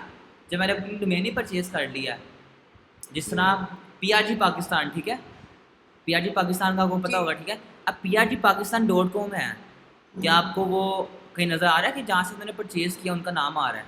क्या पता उन्होंने GoDaddy से परचेज़ किया उनका नाम आ रहा है GoDaddy का? नहीं आ रहा ना, इसलिए उन्होंने डोमेन परचेज़ किया है। जो एक बंदा एक दफ़ा डोमेन परचेज़ कर लेता है दूसरा वो नहीं कर सकता। इसी तरह जिस तरह इंस्टाग्राम का यूज़र नेम आप रखते हैं, कोई यूज़र नेम रख सकता है? वो नहीं ना रख सकता ना। पहले क्या लिखा आता है? Already exist. इसी तरह डोमेन पे लिखा आएगा ऑलरेडी एग्जिस्ट। commuterApp.com नहीं कोई ले सकता, commuterApp.pk ले सकता है कोई, क्योंकि मैंने वो परचेज़ नहीं की, मैंने सिर्फ commuterApp.com की हुई है। अब ये मेरा वर्डप्रेस का डैशबोर्ड है। मैं बटन बताया था इन बटन से क्या होता है, ठीक है। आज के लिए इतना ही है कि मैं आपको बटन बताया था इनसे क्या क्या होता है। डैशबोर्ड में पहले होम का आता है, होम में क्या चीज़ दिखा रहा है, साइट की हेल्थ बता रहा है, क्विक ड्राफ्ट, आपने कोई ड्राफ्ट में कोई फ़ौरन कुछ करना हो, क्विकली करना हो, अब यहाँ से उसका टाइटल लिखे, कंटेंट लिखें, आप सेव ड्राफ्ट में कर दें। एट अ ग्लैंस में क्या बता रहा है कि आपकी वेबसाइट पे एक पोस्ट हुई है, एक कमेंट आया हुआ है, एक पेज बना हुआ है, एक पोस्ट हुई है, मैंने तो नहीं कोई नहीं की, सैम्पल पोस्ट है ना, ये कमेंट भी सैम्पल ही है, डेमो है। एक्टिविटी दिखा रहा है का ये कमेंट आया हुआ है, ठीक है। वर्डप्रेस के न्यू इवेंट्स वगैरह आएंगे, न्यू अपडेट्स आएंगे, यहाँ हमें शो करवाएगा। थीम प्लगइन वर्डप्रेस की जितनी अपडेट्स आएंगी मुझे यहाँ शो करवा देगा। देखिए इस पर जितने प्लगइन इंस्टॉल है इसकी 2 अपडेट्स आई हुई हैं, यहाँ से जाकर मैं अपडेट कर सकता हूँ। थीम 14 थीम इसके ऊपर इंस्टॉल है, यहाँ से इन सब की अपडेट्स आई हुई हैं, कर सकता हूँ जाके। पोस्ट में क्या होता है? हाँ पोस्ट, जो मैंने पोस्ट करनी है ना, जैसे विकीपीडिया की पोस्ट हुई है, यहाँ से जाकर पोस्ट कर सकता हूँ। नेक्स्ट क्लास में पोस्ट का सारा कुछ बताऊँगा। पोस्ट की कैटेगरी होगी, टैग्स होंगे, ठीक है। अब मैं आपको वैसे बता देता हूँ, थोड़ा थोड़ा बता देता हूँ, ठीक है। लेकिन नेक्स्ट क्लास में पूरा वर्डप्रेस को हमने देखना है, पोस्ट बनाने सारा कुछ, ठीक है। मीडिया में क्या होता है, जितना मेरे वेबसाइट के अंदर इमेज, ऑडियो, वीडियो सारा कुछ होगा ना, मेरा मीडिया में आएगा। मीडिया क्या, जिस तरह आपके फ़ोन की गैलरी होती है ना, फ़ोन का फाइल मैनेजर होता है गैलरी, ये वही चीज़ है, ठीक है। पेजेस क्या होते हैं, जिस तरह आपने वेबसाइट के कॉन्टैक्ट का पेज देखा होगा, अबाउट अस का पेज देखा होगा, प्राइवेसी पॉलिसी का होम पेज देखा होगा, ठीक है, ये वो पेजेस हैं। अब पेजेस पोस्ट में क्या फ़र्क है? वो अलग। एक पेज के अंदर मैं जितने चाहूँ पोस्ट ला सकता हूँ, एक पोस्ट के अंदर पेजेस नहीं आ सकते। दिखाता हूँ आपको, wordsman.com है, ये मेरा होम पेज है, इस सब कितनी आपको पोस्टर शो करवा रहा है। नहीं आपने क्या चीज़? ये वाली आप कह रहे हैं वेबसाइट, ये वेबसाइट मैंने ही बनाई हुई है, ठीक है। इसलिए आपको इस एग्जांपल दे रहा हूँ ताकि मैं आपको अच्छे तरीके से समझा सकूँ। ये एक ब्लॉगिंग वेबसाइट है, ठीक है। एक होम पेज है इसका, होम पेज से मुझे कितने आर्टिकल्स पोस्ट शो करवा रहा है। अगर मैं एक पोस्ट ओपन करता हूँ, ये पोस्ट है, अभी क्या इसके अंदर मुझे कोई पेज शो करवा सकता है? नहीं ना करवा सकता। फ़र्क ये है कि एक पेज के अंदर मल्टीपल पोस्ट आ सकती हैं, पोस्ट के अंदर पेज नहीं आ सकता। वर्डप्रेस के अंदर ये इसका फ़र्क है, ठीक है। इस चीज़ की समझ आ गई है। पेज कैसे बनाएंगे वो भी बताऊंगा मैं। जितने आपको कमेंट्स शो होंगे सारे आपको यहाँ कमेंट्स शो होंगे। अपीयरेंस में क्या है, अपीयरेंस में क्या होगा, जितने आपके वेबसाइट में थीम इसके अंदर से लगाने हैं, ठीक है, या आपने न्यू परचेज करके ऐड करने हैं। देखिए इसके इंस्टॉल थीम है, ऐड न्यू थीम करना है, मैं यहाँ से ऐड न्यू ये कर सकता हूँ। अपलोड करना है, परचेज करना है, यहाँ से मैं अपलोड कर सकता हूँ, एट अ टाइम मैं जितने मर्जी थीम इंस्टॉल कर सकता हूँ। एक्टिव एक टाइम में एक होगा वेबसाइट पे। वॉलपेपर आपने 10 डाउनलोड किया अपनी गैलरी में, एट अ टाइम आप एक लगा सकते हैं ना, 10 तो नहीं लगा सकते। 10 ये होगा कि क्या पता 10 मिनट बाद चेंज होता रहे, चेंज होने के बाद भी कौन सा शो होगा, एक ही शो होगा, ठीक है। तो इसी तरह थीम भी एक टाइम में एक ही एक्टिव होता है। इसके बाद प्लगइन्स आते हैं। प्लगइन एक टाइम में जितने मर्जी एक्टिव कर लें। टूल्स है ना, मैंने एक्सटेंशन जितनी मर्जी एक्टिव की हुई हैं, मुझे चाहिए सारी चाहिए, मुझे सारी चाहिए मुझे, एक टाइम में जितनी मर्जी एक्टिव की हुई हैं। ये मेरा क्या है, क्रोम का थीम है। इधर मैं एक टाइम में एक ही वाइपर लगा सकता हूँ ना, लेकिन प्लगइन मैं यहाँ ज़्यादा सारे कर सकता हूँ। एग्जाम्पल के तौर पर मैंने आपको बताया है प्लगइन्स क्या, कि मैं न्यू फंक्शन इसके अंदर, ठीक है, ये सिक्योरिटी का कोई है मेरे ख्याल में, न्यू आपने प्लगइन इंस्टॉल करना यहाँ से आप कर सकते हैं। जैसे क्लासिक एडिटर है, पोस्ट मैंने एडिट कर रहा हूँ, उसके अंदर क्या आपने ये प्लगइन इंस्टॉल करके न्यू फीचर्स में देगा, ठीक है। अब देखेंगे प्लगइन में जाता हूँ, देखिए आ गया क्लासिक एडिटर, मैंने किया है इंस्टॉल और एक्टिवेट, ये दोनों इंस्टॉल है, एक्टिवेट नहीं है। ये देखिए एट टाइम इनको भी मैं एक्टिवेट कर देता हूँ, दूसरा भी एक्टिवेट हो गया, तीसरा भी एक्टिवेट हो गया। यूज़र्स, फेसबुक का पेज क्या आप किसी को सेल्स देते हैं ना, किसी को एडमिन की देते हैं, किसी को आप एडिटर की देते हैं, ऑथर की देते हैं, ये वही है। इस वेबसाइट के जी अंदर मैं किसी को सेल्स देनी है ना, ठीक है, यहाँ से जाके मैं ऐड न्यू सेल्स दे दूँगा, उसका नाम, उसकी मेल, उसका पासवर्ड न्यू होगा, लेकिन लॉगिन किस पे जा करेगा वो, लॉगिन यहीं से वो करेगा। यूज़र नेम और पासवर्ड में लिखा है एडमिन एडमिन, उसका सेपरेट होगा, ठीक है। टूल्स में क्या होता है, आपने वेबसाइट का डाटा इंपोर्ट करना है, एक्सपोर्ट करना है, आप यहाँ से कर सकते हैं। साइट की हेल्थ देखनी है, personal data, theme file editor, कुछ अपनी कस्टमाइज खुद से करनी है, तो यहाँ से आप कर सकते हैं। सेटिंग में क्या है, जनरल सेटिंग में आपका क्या होगा, आपने कोई लैंग्वेज चेंज करनी है, वेबसाइट की टैगलाइन चेंज करनी है, आइकन लगाना है, ठीक है, टाइम चेंज करना है, लैंग्वेज, सारे आप यहाँ से कर सकते हैं। इसके बाद जो मेन चीज़ आती है रीडिंग में, रीडिंग में क्या है आपका स्टैटिक पेज। स्टैटिक पेज आपको मैं नेक्स्ट लेक्चर में बताऊंगा स्टैटिक पेज क्या होता है, ये भी काफ़ी लंबा टॉपिक है, ठीक है। इसके बाद परमा लिंक्स आती हैं। परमा लिंक्स ये कि आपको शो क्या करवा रहा है, देखिए ना, ब्लॉग सिर्फ आता है BMW कलर चेंजिंग कार, ये पोस्ट का नेम है। site.com के बाद क्या आ गया, उसकी डेट आ गई, मैं चाह रहा हूँ डेट भी है, देखें डेट आ गया, डेट पे नाम, मैं चाह रहा हूँ सिर्फ पोस्ट का नाम आए, सेव कर दूंगा, फिर मैं डेट शो नहीं होगी, कौन सी डेट है, जब ये आर्टिकल पब्लिश हुआ है, ये उस टाइम की डेट शो करवा रहा है। मैं चाह रहा हूँ कि नहीं मैं ना शो करवाऊँ, तो मैं पोस्ट नेम पे, सिर्फ पोस्ट नेम शो होगा सबको URL पे। हम चाहे सब शो शो कर सकते हैं, सबको क्या कर सकते हैं, शो कर सकते हैं। सबको शो नहीं, एट टाइम आप पिक कर सकते हैं, या न्यूमेरिक कर सकते हैं, न्यूमेरिक में कोई पता नहीं लगा सकता, तो उस न्यूमेरिक फॉर्म में होगा। जो ज़्यादातर होता है वो पोस्ट नेम ही होता है, आपने पोस्ट नेम पे रखना। वर्डप्रेस के डैशबोर्ड किसी को समझ ना लगी तो पूछ लें, आज यहीं तक क्लास होगी। इस चीज़ की समझ नहीं लगी, सिर्फ इस चीज़ की नहीं, जो मैंने आज पढ़ाया जितना भी, उस चीज़ की समझ नहीं लगी, ऑनलाइन अभी पूछ लें, फिर क्लास खत्म होने फिजिकल से मैं आपसे बाद में पूछता हूँ, ठीक है। ऑनलाइन में किसी को समझ नहीं लगी तो पूछ लें आप।